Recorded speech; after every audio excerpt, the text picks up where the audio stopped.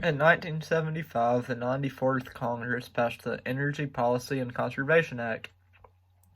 The main goals of the act was to cut energy demands while making the demanded energy more efficient.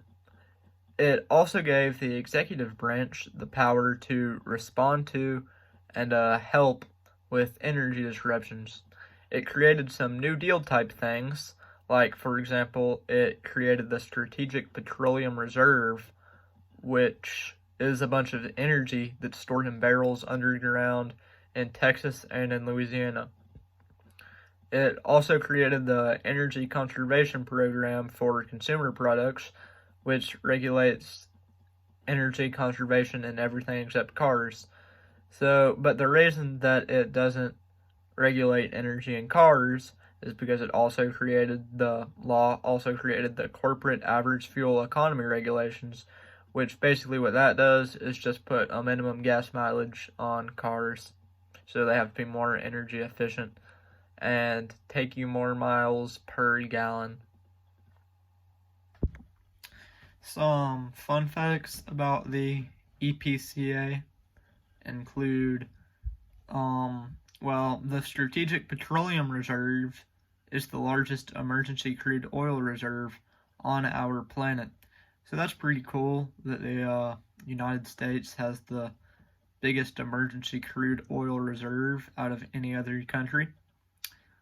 It was also created in response to the 1973 oil crisis, which was where all the Arab countries and OPEC decided that they were going to have an embargo on how much oil they export, so then I guess their oil would be worth more.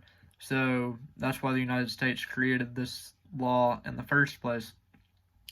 Then the third fact about this bill and law is that Gerald Ford, the president, signed it into law.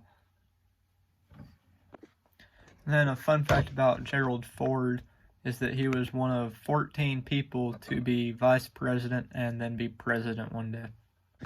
The committees that helped this law pass were the Interior and Insular Affairs, they helped it through the Senate, and the Interstate and Foreign Commerce committees in the House.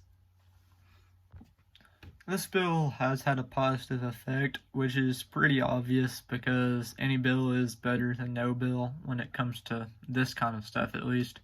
But the bill actually has been very effective.